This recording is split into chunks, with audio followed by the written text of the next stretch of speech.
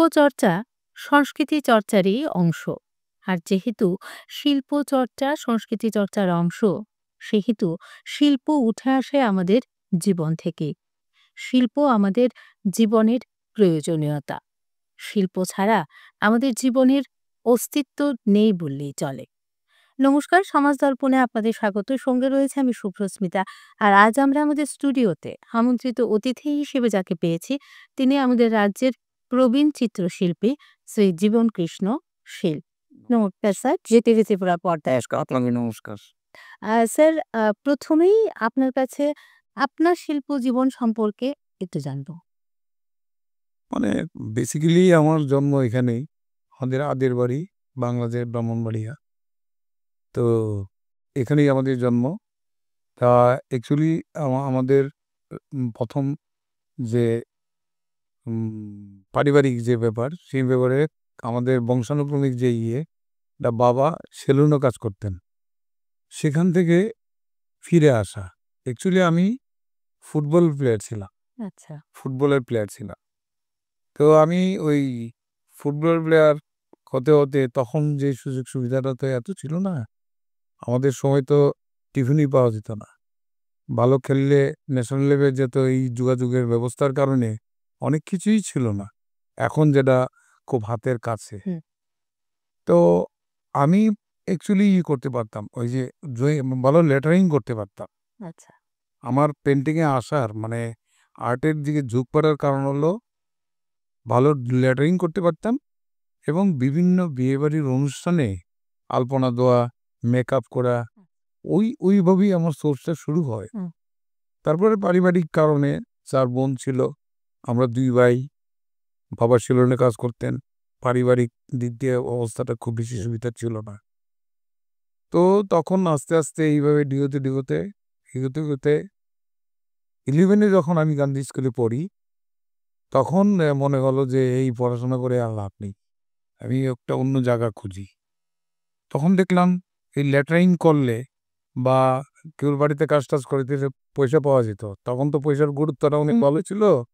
10 টাকা দিয়ে 100 মরিচ পাওয়া যেত। এখন যে মরিচ আমরা 30 টাকা 40 টাকা খেয়েছি এবার। ওইভাবে আসা। আর্ট কলেজে এসে মানে আর্ট লাইনে এসে পুরা আমার লাইফস্টাইলই চেঞ্জ হয়ে গেছে। যেটা আমার বাবা যে কর্ম করতেন, সেই কর্মের সঙ্গে এখন আর কোনো আমাদের বংশের কেউ এই সেলুনে কাজ করবে না। এখন মেয়ে ইঞ্জিনিয়ারিং কলেজে পড়ে, আমার ভাতিজা ইংরেজি অনার্স পাস। হ্যাঁ, তারপরে বোন তারা সব বিয়ে হয়ে গেছে। এই হলো মোটামুটি একটা।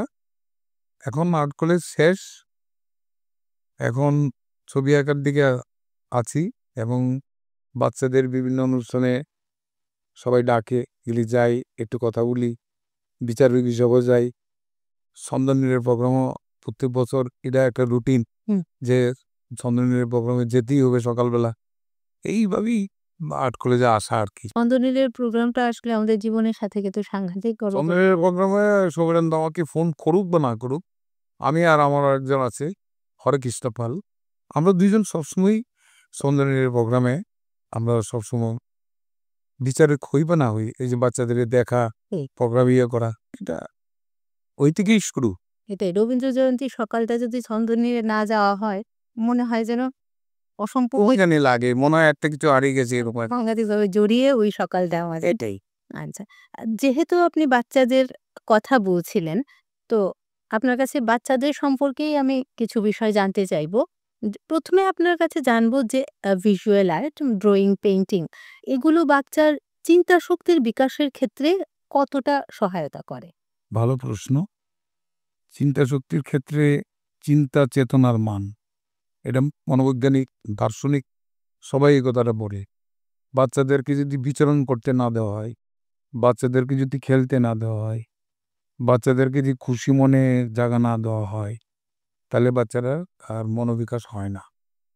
এখন এই জেনারেশনেই মনে হচ্ছে, এখন আমাদের জেনারেশন ছেলেরা কিন্তু মাঠে খেলতে পারে না, উঠানে দৌড়াতে পারে না, এটা। আর ছবি আঁকাটা এমন জায়গায় গিয়ে পৌঁছেছে এখন, বিশেষ করে আমি নর্থ ইস্টের লোক যদি তুলনা করি, ত্রিপুরায় ভালো জায়গায় আছে।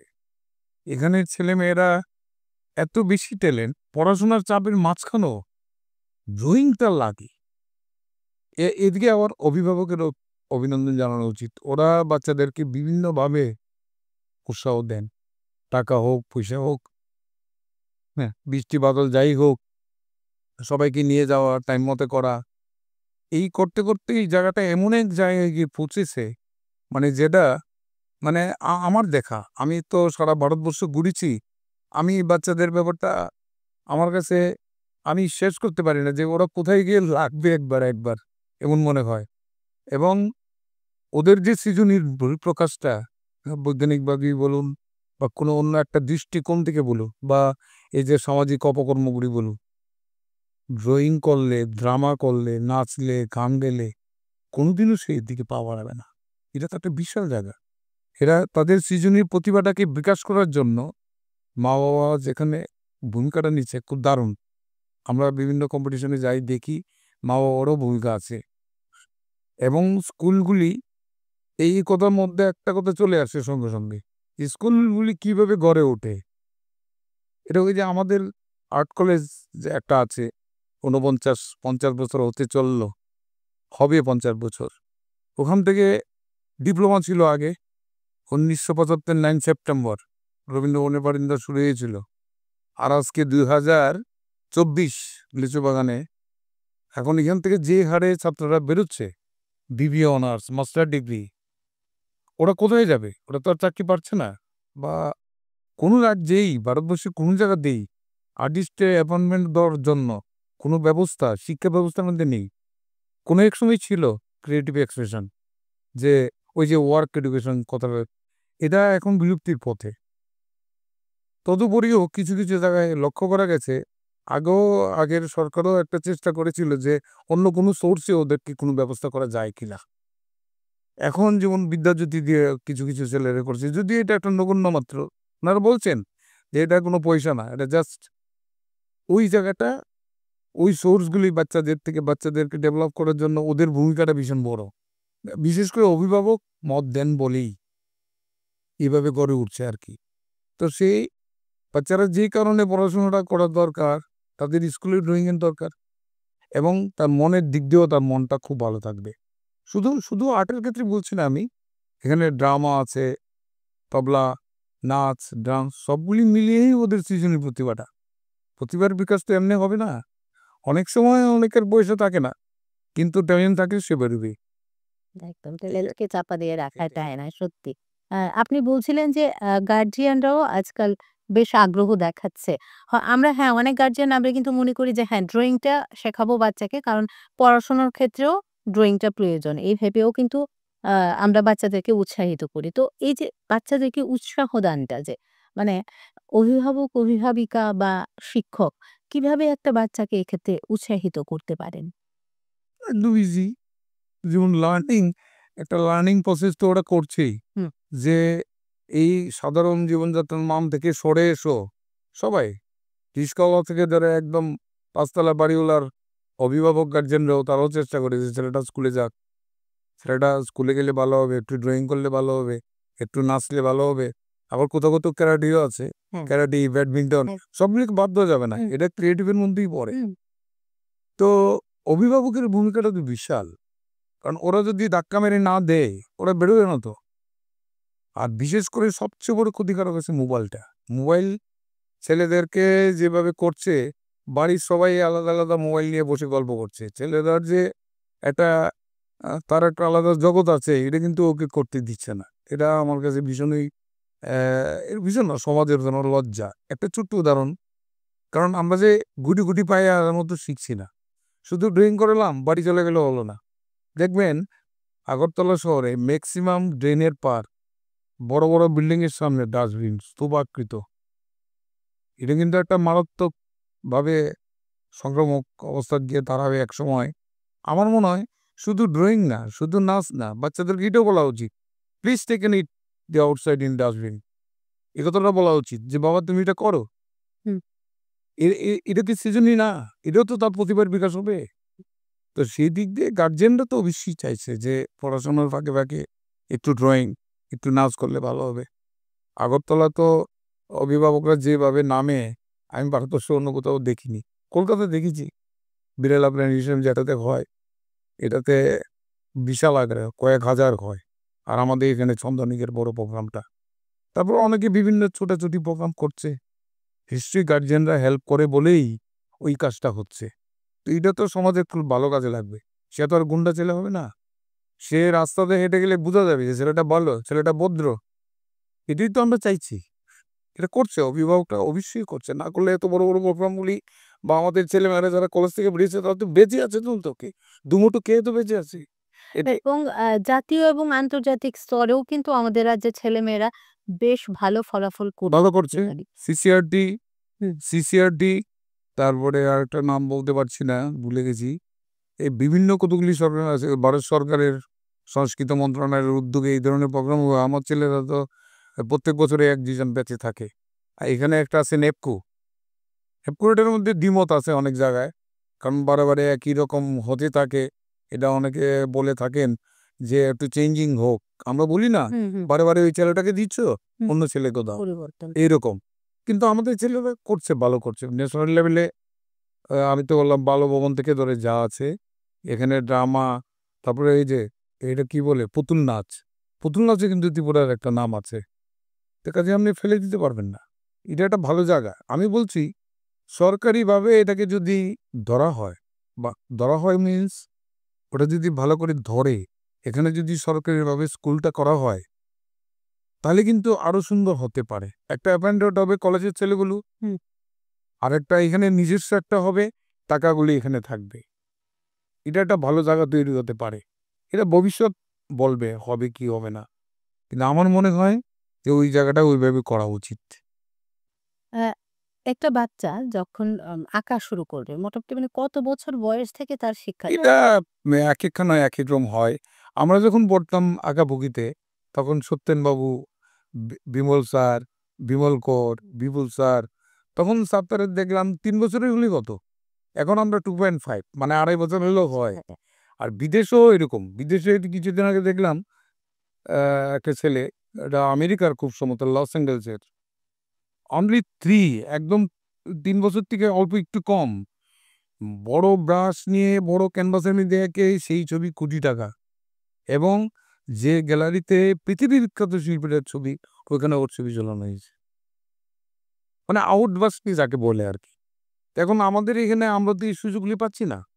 যার জন্য আমাদের মন একটু কনজারভেটিভ ব্যাপার আছে। আমাদের যে ব্রড বেস তৈরি করার মতো সবাই এগিয়ে আসছে না এই কথা বলা ভুল।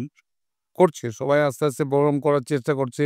সে আমি তো বাইরে গেলে বিভিন্ন প্রোগ্রামে আমরা বলি যে আগরতলার সঙ্গে, বাইরের সঙ্গে, নর্থ ইস্টের সঙ্গে ভারতবর্ষের বিভিন্ন আর্টিস্ট এখানে ইন্টারেকশন তৈরি করো। যে আমরা কি ভুল আছে? আবার কিভাবে করা যায়? এই ছেলেগুলি যে এরকম করছে তাকে কি করা যায়? আমি তো মনে করি যে ছেলে বেশি দুষ্ট তাকে ড্রয়িং করলে সে একদম স্ম্যাশড হয়ে যাবে। যত দুষ্ট আমরা তো নিজে দেখেছি যেমন তিতাস দিলীপ দার ছেলে। তিতাস যখন আঁকাবুকিতে আঁকতো প্রচণ্ড কান্নাকাটি করত। ওকে থামানোর কোনো রাস্তাই ছিল না। কিন্তু তখন আমার স্পষ্ট খেয়াল আছে, তখন ওর পায়ের তলার নিচে সাদা রং ঘষে দিয়ে পেপার এরকম দিচ্ছিলাম। তখন তো হাসতে আরম্ভ করল। ওই যে ওইটাই বুঝতে হবে যে ওরে কিভাবে ধরতে হবে, কিভাবে ওকে করালে ভালো হবে। হুম। এমনি তো ৩ বছর, ২.৫ বছর অনেক সময় দেখা গেছে অনেক এর থেকে ছোট বাচ্চাও ভালো আঁকে। মানে স্কেপলি চাইল্ডহুড বলতে যেটা আগরতলার এরা এখনো খুঁজে পাওয়া মুশকিল আছে। কারণ দেখা গেছে 7 ইয়ারের বাচ্চাটা যা আঁকে, 11 এর বাচ্চাটা তা আঁকে। তার মানে প্র্যাকটিসের জায়গা। তো প্র্যাকটিসটা ভালো করেই। আর বাড়ির ইনফ্রাস্ট্রাকচারটা ভালো। মাও সাহায্য করছে, বাবাও সাহায্য করছে। সে ভালো আঁকবেই। তো সেই দিক দিয়ে তো বয়সের কোনো বালা এখানে কোনো ফ্যাক্টর হচ্ছে না। ফ্যাক্টর হচ্ছে ইনফ্রাস্ট্রাকচার বা ওই পরিবেশটা কিরকম। পরিবেশটা। গোলাপ ফুল তো সব জায়গায় হবে না। লাগিয়ে দেখুন হবে না। তো এটাই এরকম। এটা আর পার্টিকুলার এমন কোনো বয়সের কোনো বালাই নেই। অনেক সময় দেখেন ১.৫ বছরের বাচ্চা ঘুমিয়ে রং দিয়ে লেবে বেরিয়ে যাচ্ছে। এমন দেখা যায় বাইরে অনেক সময় আমরা দেখি, অনেক সময় দেখি এভাবে। আর এখানে যেভাবে বাচ্চাদের গার্জিয়ানরা যেভাবে উৎসাহ দেয় সব ব্যাপারে নাচে-টাচে, গানে, আর্টে অসাধারণ। আমার তো মনে হয় আমি তো বেঙ্গালুরু গেছি, দিল্লিতে গেছি সব জায়গাতেই দেখলাম। এই মানে খন্ডভাবে কিছু ছেলেমেয়েরা ক্লাস করায়। প্রচুর টাকা। আমাদের এখানে যেমন চাহিদাটা কম, 200 টাকা দিলে আমরা পড়িয়ে নিচ্ছি। বাইরে কিন্তু না, 500, 1000, 2000, 1500 টাকা একটা বাচ্চাকে ঠিক করতে। এটা হচ্ছে বয়সের ক্ষেত্রে। আবার বয়স যদি আপনি যান, ছবি আঁকার ক্ষেত্রে এখন বাচ্চারা যে কম্পিটিশন হয়, বড় বড় কম্পিটিশনগুলি যে হচ্ছে, আমরা যে যাই দেখি, একটা কম্পিটিশনের যদি 1000 খানেক হয়, তাকে 3টা পুরস্কার দিলে হবে? একদম আমরা এখন এই আওয়াজটা তুলেছি যে মিনিমাম 10টা করে দাও, সত্যি 10টা করে দাও। উৎসাহ তো দরকার। একদম অত এটা এই গভর্নমেন্ট মেডেল পেয়ে তো সে 2 কেজি চাল কিনতে যাবে না। সে মেন্টালি যদি প্রাউড ফিল করতে পারে, ওইটাই আর কি। আ সত্যি অসাধারণ আলোচনা হচ্ছে আমাদের। কিন্তু আমাদের সময় হয়ে গেছে ছোট্ট একটা বিরতির। আমরা ফিরছি আবারও বিরতির পর।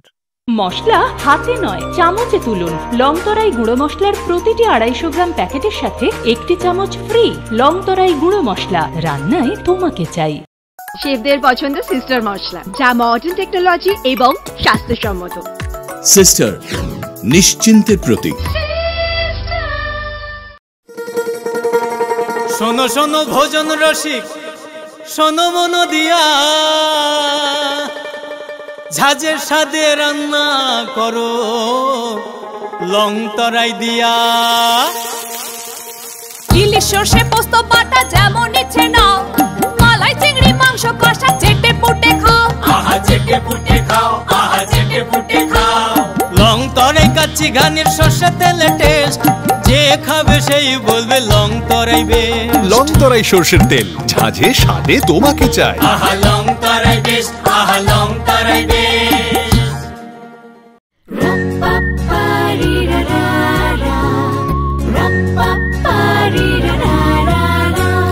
Tasty, tasty, crispy, crispy Grandos. Crunchy, crunchy, munchy, munchy Grandos.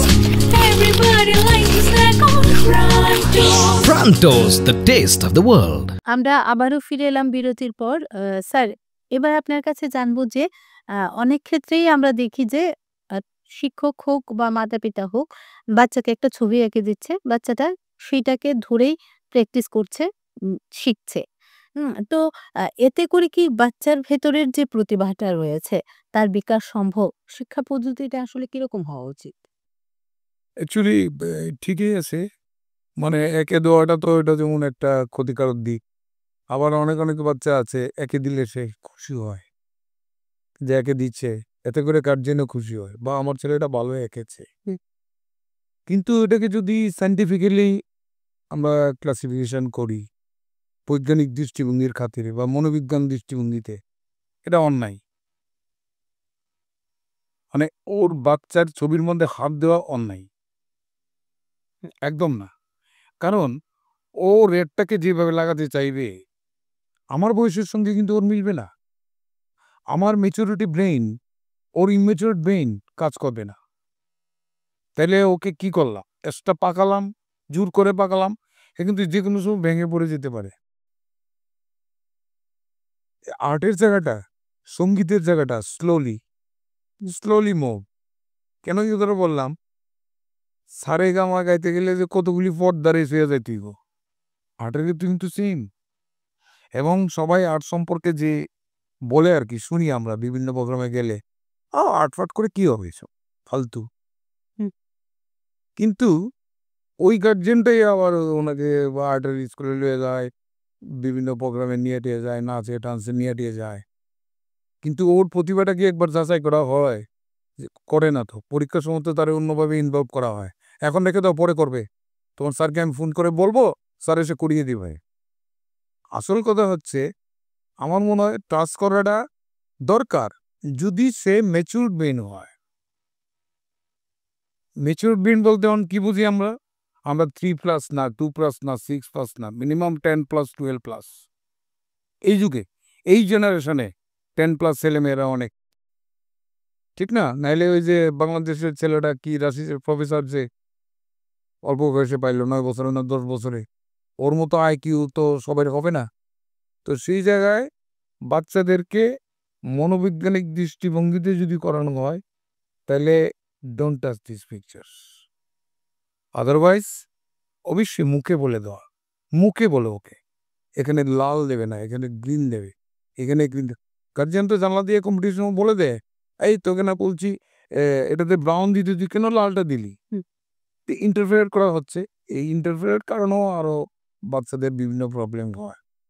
ঝামেলা হলো বাড়িঘরের সাংসারিক ঝামেলা থাকবে, তার মধ্যেও ছেলেটা বেরোবে, কিন্তু একটা কন্ট্রাডিকশন ঘরেই তৈরি হয়।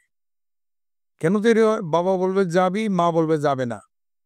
এই ওখানে বলছে পরে আর্ট পরে করবে, আগে তুমি পড়াটা করো, পড়াটা তোমার বাউন্ডিং, আর্ট নট বাউন্ডিং। এটা একটা কনফিউশনের জায়গা, এটা ফিনিশ করা মুশকিল। মোটামুটিভাবে বললে ওর ছবিতে টাচ না করাই ভালো। ওকে ড্রয়িং করাও ওর মতো করে, সাবলীল দৃষ্টিভঙ্গিতে ও ড্রয়িং করুক খুশি মতে, তুমি ইনক্রিমেন্ট করো কথার মাধ্যমে। আর ম্যাচুর বয়স হলে একটু একটু দেখিয়ে দেবে। কপি করে এখন যা চলছে আগরতলা কোনো কোনো জায়গায় অনেক সময় আমরা শুনি যে কপি করে সেম ছবিটা দিয়ে দিল। এটা এক একজন বিচারক এক এক রকম মোটিভেশনে চলে, এক এক রকম দৃষ্টিভঙ্গি। তাহলে ছবিটা কেমনি বিচার করে? তার ড্রয়িং, তার পারফরমেন্স, তার কালার, তার অ্যাচিভমেন্ট, ছবির ব্রাইটনেস, সব কিছু মিলেই তো তার ওভারঅল করা হয়। তো কিছু কিছু ক্ষেত্রে যেমন 6+ বা -6 স্ক্রেবলিং হিজিবিজি করবে, সে ও তো পরিষ্কার পায়, ও তো পাবে। কিন্তু আরেকটা ছেলে তো এরকম নাও আঁকতে পারে, এত ভালো আঁকতে পারে। আবার এমনও তো আছে কিছু কিছু অভিভাবক আছে, কিছু কিছু ইয়ে আছে, ডেট অফ বার্থের সার্টিফিকেট 2 নাম্বারই করা। এতে করে কি হয়, আমরা একটা সমস্যায় পড়ি। আমরা যে সমস্যায় পড়ি তা না, আমরাও পড়ি। আমাদের সময় যে এই ছেলেটা 7 বছরে এটা করেছে, সাংঘাতিক করে ফেলেছে। কিন্তু অ্যাকচুয়ালি ঘটনা হচ্ছে যে তাকে কপিরাইটিং, ক্ষতি না কপিরাইটিং, কপিরাইটিং খুব ভালো, কপিরাইট করলে অনেক দূরে যাওয়া যায়, কিন্তু এটার জন্য একটা মিনিমাম এজ তো চাই। মিনিমাম এজ, যেমন আমাদের কলেজের ছেলেমেয়েরা, তারা যে স্ট্যান্ডার্ডে যে লেভেলে পড়াশোনা করে তাদের কপি করা যায়, তারা কপি করার দরকার হয় অনেক সময়। আর কপি করলে লস নাই। এখানে নন্দলাল বসু, যামিনী রায়, অবন ঠাকুর, গগন ঠাকুর, তারার কথা যদি বলি, তারা যেভাবে শিক্ষাটা করতে চাইছিল ভারতবর্ষের মধ্যে ব্রিটিশ পিরিয়ডে, স্বাধীনোত্তরকালে, সেই জায়গাটা এখন নেই। এই নেটের যুগে, হ্যাঁ, ইন্টারনেটের যুগে, হ্যাঁ, সব নষ্ট হয়ে গেছে।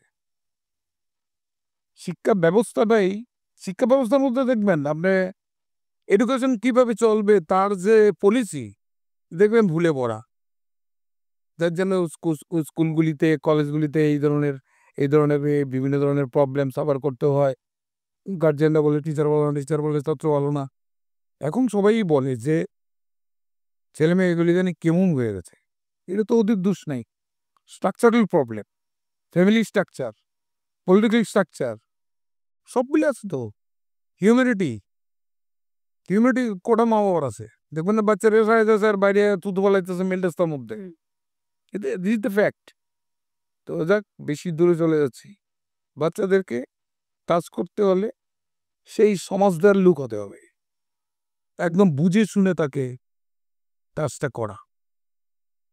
প্রাইমারি স্টেজে তো আছেই লাল, হলুদ, সবুজ, তারপরে এটা যখন মিক্স করতে যাবে, এটার জন্য তো টিচার বলবি, অবশ্যই বলবে, কেন বলবে না? এই হচ্ছে অবস্থা কি। বর্তমান সময়ে কিন্তু মানে বাচ্চাদের উপর কিন্তু বেশ একটা চাপ থাকে। প্রতিযোগিতার দৌড়ে বাচ্চাদের উপর প্রচন্ড একটা চাপ থাকে। তো এই চাপের মধ্যে থেকেও কি আ ধরুন কেউ পেইন্টিং এ ইন্টারেস্টেড আছে, তো তার পক্ষে সেটা চালিয়ে যাওয়া সম্ভব কিনা? বা এই যে তার যে এই চাপ, মেন্টাল প্রেশার, ফিজিক্যাল প্রেশার সবকিছুর ক্ষেত্রে কি এই যে অঙ্কন চর্চা বা যেকোনো সাংস্কৃতিক চর্চাই তার এই মানসিক চাপের কাছ থেকে তাকে কিছুটা স্বস্তি দিতে পারে কিনা? অ্যাকচুয়ালি প্রশ্নটা খুব সুন্দর।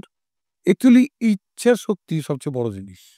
যেই ফ্যামিলিতে জন্মা, তাহলে স্বামী বিবেকানন্দর পরিবেশ, স্বামী বিবেকানন্দ, রবীন্দ্রনাথের পরিবেশ, ঈশ্বরচন্দ্র বিদ্যাসাগর, ঠিক না?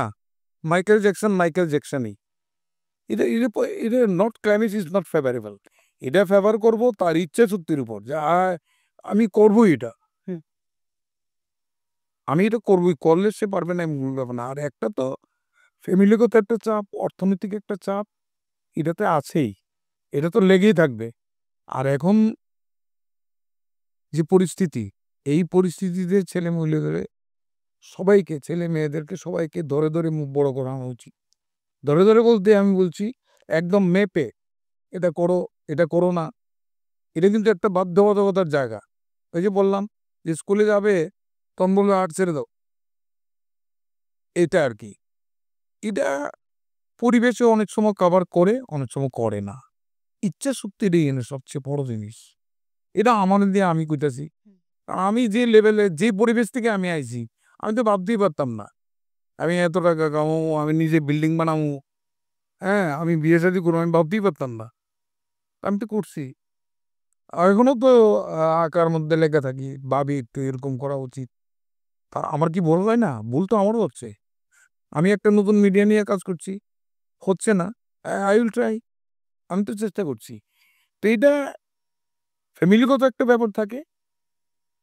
ক্লাইমেটটাই মেইন। বাড়ির ফ্যামিলির স্ট্রাকচারটাই মেইন। ওখান থেকেই ওকে সঠিকভাবে আর ইচ্ছাশক্তি। দুটোটা একসঙ্গে কাজ করলেই একটা কিছু হয়। না, বর্তমান সময়ে কিন্তু আমরা বেশিরভাগ অভিভাবক, অভিভাবিকারা চায় যে আমার ছেলে ডাক্তার হবে, আমার ছেলে ইঞ্জিনিয়ার হবে। কিন্তু দেখা যাচ্ছে যে একটা বাচ্চার ড্রইং এর প্রতি খুব ইন্টারেস্ট। ও ভবিষ্যতে এটাকেই পেশা হিসেবে নিতে চায়। তো সেক্ষেত্রে তার শিক্ষাটা কিরকম হবে? না, এরকম হয়েছে। এমন বহুত উদাহরণ আছে। যেমন সমাজপতি বিজনেস সেন্টার আগরতলা, শকুন্তলা। এই সমাজপতি ড্রয়িং করত। এখনো সে যে ডাক্তার, এখনো তার স্টুডিও আছে। এমন উদাহরণ আছে কিন্তু। আর এখন যে বর্তমান অনেকে ভাবছে যে আর্ট করে কি দিব? আর্ট করে রাস্তার ফুকি দিব নাকি? আর্ট স্কুলে গিয়ে টিউশনি করবো? দরকার নেই। তুমি ডাক্তারি পড়ো। কিন্তু ডাক্তারি সে করলো, ড্রয়িংটা তার সঙ্গে, সঙ্গে চলে যাবে। ইচ্ছাশক্তির কারণে। হুম, হুম, হুম। অ্যাক্সিডেন্টালি 2% or 3% হয়তো স্ম্যাশ হইব, নয়তো সে পাগল হইব। কারণ তার যে মনের তো একটা খোরাক আছে না? ঠিক। মনটাকে সে তার সৃজনীকে সে অ্যাটাচমেন্ট দিতে পারে না। তার মনের খাদ্যটা যে পায় না, তখন সে ডাক্তারি পড়বে আর ইঞ্জিনিয়ারিং পড়বে, সে বাস দিব। সুইসাইড করবো, হ্যাঁ, নয়তো পাগল হইব। এমন ঘটনা তো ভুরি, ভুরি আছে পৃথিবীতে। উদাহরণ দিলে দিতে পারি। ভুরি, ভুরি আছে। পড়ছে এক লাইনে, গেছে আরেক লাইনে বাড়ির কারণে। এমন আছে আগরতলা শহরে ত্রিপুরা আসলো, আমরা শুনছিলাম একসময়। তার সাথে পাগল আর তো জিঙেলে কইতেছে অনেক পাগলও রাস্তাঘাটে পাওয়া যায়। সে ইংরেজিতে কথা বলে। ঠিক। আছে? তো এটা ইচ্ছা শক্তিটা হলো মেইন। ইচ্ছা শক্তি থাকলে কিন্তু ওরা আটকানো যাবে না। আর এটা তো ঠিকই। আমরা সোসাইটির লোকে মিললে থাকি। সোসাইটির কথাও সত্যি যে আগে তো পড়াশোনাটা করুক, পিছনে এটা থাকলো। কিন্তু কেউ চায়, অনেকে যেন মা ওর মতগুলি চাপিয়ে দিতে চায়। যে আমি যেহেতু ইঞ্জিনিয়ার হতে পারিনি, তোকে দিচ্ছি। ঠিক। আর আমার তোর মা যখন পারেনি, তুই এটা কর। হুম। এটা হলে তো স্ক্যাটার্ড হবে। বাস্ট হবে না। মানে আউটবাস্ট করার মতো কোনো ইয়ে থাকবে না। হুম। উম আমরা কিন্তু মোটামুটি একেবারে সময়ের শেষ প্রান্তেই এসে পড়েছি। তো আপনার কাছে আমরা জানতে চাইবো যে শিল্প সমাজের জন্য খুব গুরুত্বপূর্ণ। আর সেই সম্পর্কে আপনি কি বলবেন আপনার মতামত?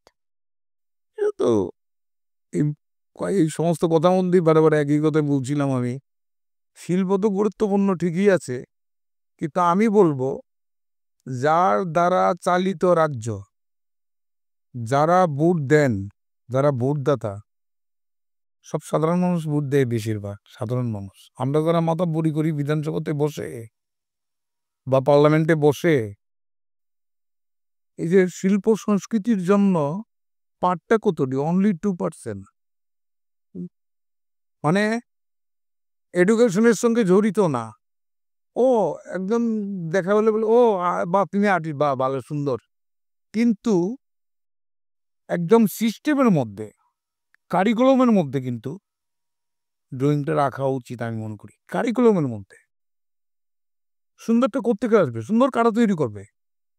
যেমন আমাদের এখানে রাজ্যের আগে যেমন কালচারাল মিনিস্টার উনি বলেছিলেন যে, "এ স্কুল নেই, মানে ড্রয়িং স্কুল নেই, কলেজ কি করে হলো?" প্রশ্নটা ভালো করেছেন।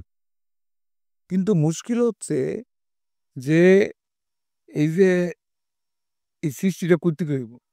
থাকলে দইব, না থাকলে দইতো না। এটা কারা করবে? এটা করার জন্য তো সমাজের বিশিষ্ট লোকরা থাকবে। বিশিষ্ট লোকরা জায়গাটা তৈরি করে দিলে তো তারা পাবে জায়গাটা, সুখ পাবে। তারপরে আমি বলবো, যেমন আমি আগে কোনো এক সময় আমাদের শ্রদ্ধেয় প্রাক্তন মন্ত্রী, শিল্পমন্ত্রী হিসাবে বলেছিল যে আর্ট কলেজ হচ্ছে ত্রিপুরার অলংকার। কারণ আপনি দেখবেন ফুটবল খেলা টেলা দিয়া যে মাথা হয় ভারতবর্ষে ক্রিকেট দিয়া, ফুটবলে আর ক্রিকেটে যেভাবে টাকা পয়সা খরচ করা হয় সেভাবে কিন্তু আর্টে নাচে গানে করা হয় না। ছোটবেলায় নাটক টাটক তো আমরা দেখতাম, অনের নাটকের না ওই অলের নাটক হয় না। তো আপনি যে এটার যে ভালো গুণ আছে আর্টের, এটা যে এটা শুধু আমরা মুখে বলি, প্র্যাকটিক্যালি না, লিখিত না, অলিখিত। এখানে স্বীকৃতিটা শুধু মানুষের নেয়। আমরা যারা কিছু কিছু লোক আছি সমাজের, তারা এটা ভোগ নিতে চায়, এটা ভালো, এটা করলে ভালো, কিন্তু ওদের কোনো মাছ চিন্তাধারা নেই যে ওটাকে একটা জায়গাতে নিয়ে সুন্দর করে তৈরি করে দেওয়া, ত্রিপুরার গর্বের স্থান তৈরি করে দেওয়া, এটার জন্য কেউ বেন গলায় না। আমি আর্ট কলেজে পড়েছি বলে, পাশ করেছি বলে, আমি এত রুচি টুচি করে আমি এত বড় হয়েছি বলে আমি প্রশংসা করছি, কিন্তু বাইরের একজন এটা বুঝবেও না, বলে লাভ নেই। কারণ আমরা জন্মেরই মা ওতে ডাক্তার ইঞ্জিনিয়ার শুনে, ঠিক না? ওই সর্বানন্দ সরস্বতী মহারাজ কিছু ইঞ্জিনিয়ার করেও তাই নিয়ে সন্ন্যাস হয়েছে, আর জানে গিয়ে লাভ নাই। শূন্য, মানুষের জীবনটা শূন্য, মানুষের জন্য কিছু করার থাকবে না। তো সুন্দর কাকে বলবে? কালচারাল দৃষ্টিভঙ্গি, কালচারাল অ্যাচিভমেন্ট, এটা তৈরি কারা করবে? সাধারণ পাবলিক করবে না। এটার জন্য একটা মডেল তৈরি করা আছে, এটার জন্য একটা প্রসেসিং আছে, ওইটা না করলে তো এটা হবে না। এটা যে ভালো, এটা যে খুব নান্দনিক দৃষ্টিভঙ্গির খাতিরে আমরা সবাই বলে থাকি, প্র্যাকটিক্যালি কিন্তু ভালো কাজটা অনেকেই করছে না। আমরা শুধু বলি এটা খুব দরকার, এটা খুব essential, art essential, art for sex, sex for art না, এরকম আর কি। এটা কে করছে না, এটা শুধু মুখে বলছে যে এটা খুব দারুণ জিনিস, এটা দেখলে খুব ভালো লাগে, তা তো না। এটার জন্য কিন্তু শ্রম দেওয়া চাই। আমরা যারা পড়াশোনা করে বেরিয়েছি, অনেক পরিশ্রম আছে, অনেক পড়াশোনা আছে। এখনের ছেলেমেয়েরা আরো বেগ পাচ্ছে, এখনের ছেলেমেয়েরা বিএ পাস করে ভর্তি হচ্ছে আর্ট কলেজে। বিএ পাস করে যে ইংরেজি বই কাটার দরকার, বাংলাতে সবগুলি নাই, সব ইংলিশ মিডিয়াম, পড়াশোনা করতে হয়। তাহলে কোনো সিস্টেম করা হচ্ছে যে মিনিমাম ল্যাঙ্গুয়েজ গ্রুপে 50% লাগবে, তাহলে তুমি পড়তে পারবে না। কারণ দেখছি অনেক সময় ছেলেমেয়েরা ভালো লিখতে পারে না। তো এই গুণটা, এটা যে নান্দনিক করবেন, এটা যে এত সুন্দর দৃষ্টিভঙ্গির খাতিরে, এটার জন্য যে মিনিমাম প্রসেস, এটা তো নাই। এই জন্য আপনি সুন্দর গুলে লাভ কি? আপনারা গেলে রাস্তায় গেলে সবাই কইব তাই নিয়ে খুব ভালো বক্তা, আর তুমি নিজের কোনো হয়েছো বাবা, তোমার ইচ্ছা শক্তি তোমাকে ওই জায়গায় নিয়েছে। তুমি কি কোনো সরকারি প্রসেসের মধ্যে নেই? আছে কি? নাই। বিদেশে তো বিভিন্ন জায়গাতে এরকম আছে, তুমি এর লাইনের বেড়ে যেতে পারবে না, অনেকের ভালো লাগবে না। জাপান বলুন, চীন বলুন, রাশিয়া বলুন, তারা কিন্তু রাষ্ট্র ব্যবস্থার জন্য সেটা পরিদমে তোমাকে গুলি করে মেরে ফেলে দেবে, তুমি এর বাইরে যেতে পারবে না, কিন্তু তোমাকে বাউন্ডিং করবে এটা করতে। গণতান্ত্রিক দেশ, এত বড় লোকসংখ্যার দেশ পৃথিবীতে, এখানে তো শিক্ষা ব্যবস্থার জায়গাটা কেমন না? স্কুল বলেন, আজকাল ছেলে মেয়ের নিয়ে অনেকের মা বাবার চিন্তা, হ্যাঁ, যে বিয়ে পাস করলে আমাকে বাইক কিনে দেবে। আর আমরা তো ভালো করে প্যান্টই পরতে পারিনি, এখন তো নিজে কিনে কিনে পড়ি, তখন নিজে কিনতে পড়ি, দৌড়াচ্ছে গেলে কখন কাজটা করব, শেষ করব। তো এখানে আপনি নান্দনিক সংস্কৃতি, ভালো ভূমিকা বলে তো লাভ নেই। আমাদের পলিসি মেকিংয়েই গন্ডগোল, একদম স্বাধীনোত্তর কাল থেকে, সত্যি কথা বলছি, কোনো রাজনীতির কথা বলছি না। মানে আমাদের রাষ্ট্র ব্যবস্থা কেমন হবে, আমার রাজ্য কেমনি চলবে, হ্যাঁ, এই রাজ্যটা যে রাজবাড়ির থেকে ছবি আঁকার থেকে শুরু করে, এটার কিন্তু একটা গন্ধ আছে। ত্রিপুরার মাটির ফ্লেভারটা একটু অন্যরকম, গুড ফ্লেভার, কিন্তু এটাকে তো কি কাজ করছে না, সরকারিভাবে কি করছে না। কি করবে সরকার? আমরা তো এই কথা বলতে পারি না যে বাউন্ড করতে পারি না তুমি এটা করো। অনেক লোক তো আছে যে সাংস্কৃতিক কণা, সঙ্গীত, নাটক, তারা তো এটি ভাবতে পারে দেশকে কেমনে ডেভেলপ করা যায়, রাজ্যকে কোথায় নিয়ে যাওয়া যায়। শুধু এটা খুব ভূমিকা ভালো বলে কোনো লাভ নেই। হ্যাঁ, অসংখ্য ধন্যবাদ আপনাকে। আপনার মূল্যবান অনেক বিষয় আপনার কাছ থেকে জানলাম। সময়ের দাবি মেনে আমাদের কিন্তু এবার যেতেই হবে। নানা রঙের অনুষ্ঠানের জন্য চোখ রাখবেন বিটিভি ত্রিপুরার পর্দায়। আজকের মতো সমাজ দর্পণ এই পর্যন্তই। নমস্কার। নমস্কার।